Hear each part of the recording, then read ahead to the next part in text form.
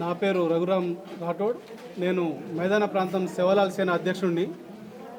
నేను మైదాన ప్రాంతంలో గిరిజనులకు చట్టసభలలో ప్రాధాన్యత ఉండాలని చెప్పేసి పోరాటం చేస్తున్నాను. దాంతోపాటు ఫోర్త్ సిటీ రైతులకు పట్టాభూములు ప్రభుత్వం లాక్కుంటుంది కాబట్టి దాని మీద కూడా మేము పెద్ద ఎత్తున పోరాటం చేస్తున్నాం. అందులో భాగంగానే ఈరోజు ఇక్కడ మొత్తం మైక్రో ఫైనాన్స్ అని చెప్పేసి రామావత్ మధు, రామావత్ బాలాజీ, రామావత్ ఇప్పుడు మంగ్లీ విషు మాకు తెలిసినప్పుడే మేము ప్రొడ్యూసర్ కౌన్సిల్లోకి వెళ్ళి మేము సంపత్ నాయక్, అశోక్ రాఠోడ్ అందరు కలిసి మేమందరము కంప్లీట్ చేయడం జరిగింది.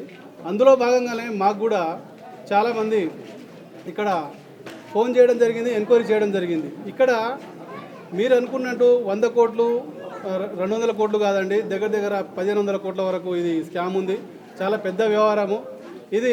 మేము ఒకే విషయం చెప్తా ఉన్నాము, మంగ్లీ గారు, మధు, మీరందరూ ఏమైనా రాబిన్హుడ్ అనుకుంటున్నారా? రాబిన్హుడ్ అంటే పెద్దోళ్ళం కొట్టి పేదలం పంచుతారు, కానీ ఇక్కడ పేద ప్రజలు మొత్తము వాళ్ళు కష్టార్జితంతో సంపాదించిన డబ్బులు మొత్తము మీరు మొత్తం కొల్లగొట్టి వాళ్ళ జీవితంలో మొత్తం అన్యాయం చేయడం జరుగుతుంది. అయితే మేము ముఖ్యంగా మీకు చెప్పేది ఏంటంటే, అయ్యా ముఖ్యమంత్రి గారు, ఫస్ట్ ఈ విచారణ అతి తొందరగా మీరు దీన్ని న్యాయం చేయాలి. ఎందుకంటే మీరు లేట్ చేసిన కొద్దీ వాళ్ళు ఉన్న ఆస్తులను మొత్తము వేరే మొత్తం విధంగా మార్చేసి వీళ్ళకు అన్యాయమైన బాధితులకు మొత్తం అన్యాయం అయ్యే అవకాశం ఉంది. కాబట్టి మీరు ఫాస్ట్ ట్రాక్ కోర్టు పెడతారా, లేకుంటే సిట్టింగ్ జడ్జితో న్యాయం చేస్తారా, లేకుంటే ఈడీ విచారణ చేస్తారా, ఇంకా ఏది చేస్తారో చేయండి. తొందరగా మాత్రం ఈ కేసుని సాల్వ్ చేయాలి.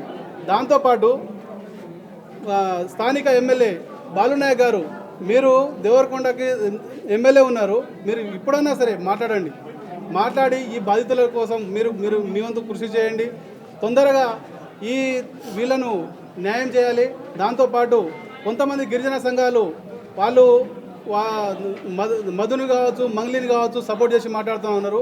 మీరు ఒక గిరిజన బిడ్డ కోసం కాదు, జాతిని అన్యాయం చేసిన వాళ్ళ సైడ్ మీరు ఉండొద్దు. మీరు సంఘాలు పెట్టుకుంది జాతి కోసం, జాతి ప్రజల కోసం, జాతి కోసం మీరు పోరాటం చేయండి. మిమ్మల్ని కడుపులో పెట్టుకుంటారు, లేకపోతే మీకు తండాలో కూడా రానియారు మిమ్మల్ని. ఇకనైనా మేలుకొని వాళ్ళతో మిమ్మల్ని ఏమంటున్నారు, పేడి బ్యాచ్ అంటున్నారు. మీరు జనం ఒక్కసారి తండాలకు రండి, ఒకసారి వీళ్ళతో ఇంటర్వ్యూ తీసుకోండి, ఒక్కసారి వీళ్ళ బాధ మీరు చూడండి.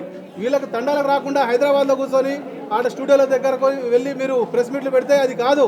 ఒకసారి తండాలకు వచ్చి ఇక్కడున్న దేవరకొండ, ఇక్కడ నాగార్జున సాగర్, మిర్యాలగూడ, కల్వకుర్తి, ఇక్కడ సాగర్ నుండి బిఎన్ రెడ్డి వరకు ఉన్న ప్రతి తండాలలో ఉన్న గిరిజనులు మొత్తం ఎఫెక్ట్ అయి ఉన్నారు.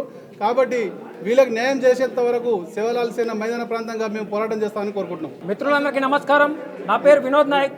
ఈరోజు సంపత్ నాయక్ గారి ఆధ్వర్యంలో గ్రామీణ ప్రాంతంలో ఉన్న నిరుపేదలు మైక్రో ఫైనాన్స్ స్కామ్లో బాధితులవడం జరిగింది. వారిని ప్రజల సమక్షంలో చాలామంది ఈ విషయాన్ని ఫేక్ అని చెప్తున్నారు. అదేవిధంగా మేము అనేక రకాల ప్రెస్ మీట్ పెడితే ఈరోజు ఆ విషయాన్ని కొంతమంది పేడ్ బ్యాచ్లు కలిసి ఇది ఫేకు, వాళ్ళు నష్టపోలే అని చెప్తున్నారు. ఈరోజు మన హైదరాబాద్ నుంచి గ్రామీణ ప్రాంతం వరకు ఈరోజు మీడియా అంతా కదిలి వచ్చింది. మీడియా వాళ్ళకి మా పాదాభివందనాన్ని తెలియజేసుకుంటాం. ఎందుకంటే ఈ నిరుపేద బిడ్డలు ఈరోజు వేల సంఖ్యలో నష్టపోవడం జరిగింది. వారికి న్యాయం జరిగే విధంగా అనేక విద్యార్థి సంఘాలు కావచ్చు, అదే నాయకులు గిరిజన సంఘాలు కావచ్చు, సంపత్ నాయక్ కావచ్చు, అశోక్ రాథోడ్ కావచ్చు, మాలాంటి వాళ్ళు ఎంతోమంది కృషి చేస్తున్నారు. దీన్ని ప్రజల పక్షం నుంచి గవర్నమెంట్ పక్షాన్ని తీసి సిబిఐ విచారణ జరిపించి ఆ మధు అయితే బాధితున్నారో, ఆ మంగ్లీ అయితే ఉందో, మనకి రమేష్ నాయక్ గారు చెప్పిన ఆధారాల ప్రకారం వాళ్ళని పోలీసు అరెస్ట్ చేసి సిబిఐ ఎంక్వైరీ జరిగించి వీళ్ళకి జరగాల్సిన నష్టపరిహారాన్ని వెంటనే ప్రభుత్వం చొరవ చూపించి వీళ్ళకి న్యాయం జరిగే విధంగా మనం అందరం కృషి చేయాలి. ఇలాంటి గ్రామాలు ఇక్కడ చుట్టుపక్కల వేలాది సంఖ్యలో ఉన్నాయి. కాబట్టి మిత్రులందరూ వీటిని గమనించి కేంద్ర ప్రభుత్వం కావచ్చు, రాష్ట్ర ప్రభుత్వం కావచ్చు, దీనికి అతి త్వరలో పరిష్కరించకపోతే భారీ సంఖ్యలో ఈ గిరిజన ప్రజలే రోల్ ఎక్కాల్సి వస్తుంది. మీ ప్రభుత్వం కుప్పగూలాల్సిన పరిస్థితి కూడా వస్తుంది. ఈ ఓట్లేసి కల్పించిన ప్రజలకు న్యాయం జరిగే విధంగా మీరు చొరవ చూడాలని ఈ సందర్భంగా కోరుకుంటున్నాను. నేను మీ విరోధ్ నాయక్. మాకు కనీసం హెల్ప్ చేయలేకపోతున్నారు. మళ్ళీ మేము వీళ్ళు వసూలు చేయనిస్తలేరు, చేసి ఇవ్వట్లేరు, మాకు చేసుకొని చేస్తలేరు. అట్లనే ఉంది. ఏదంటే మా మీద కేసు పెడుతున్నారు, మేము పోయే వెహికల్ మీద కేసు చేపిస్తున్నారు, ఆ విధాలుగా చేస్తున్నారు మా మీద. పోలీస్ వ్యవస్థ కూడా మాకు హెల్ప్ లేదు, సిఐడి కూడా హెల్ప్ లేదు. ఏ విధంగా చేయాలో ఏం అర్థం కావట్లేదు మేము. మాకైతే. దీని వెనుక రాజకీయ నాయకులు ఉన్నారని రాజకీయ నాయకుల విషయం ఏ రాజకీయ నాయకులు ఉన్నారు వాళ్ళకి అన్నీ తెలుసు, కామ్గుంటున్నారు రాజకీయ నాయకులు అయితే. మాకు ఏ విధంగా అయినా గవర్నమెంట్ ప్రజెంట్ ఉన్న గవర్నమెంటు ఏ విధంగా అయినా సహకరించి మా ఈ 3-4 తండాలలో ఉన్న ప్రజల ఇళ్ల మీద 1000 ఇండ్లు ఉంటే 980 ఇండ్ల మీద లోన్లు ఉన్నాయి. 980 భార్యల మీద ఒక్క భార్య కూడా మీద కూడా గోల్డ్ లేదు, ఒకసారి చూసుకోండి. ఒక్క భార్య మీద కూడా గోల్డ్ లేదు, చూసుకోండి. ఆ విధంగా అయి నిరుత్సాహపడి లాస్ట్ పిక్ స్టేజ్లో ఉన్నాం మేము. మాకు ఏ వ్యవస్థ కూడా సహకరిస్తలేదు. లాస్ట్ మీరు వచ్చిర్రు, ఏ విధంగా కొంచెం సహకరించి మాకు కొంచెం పైసలు ఇప్పించేటట్టు చూడండి.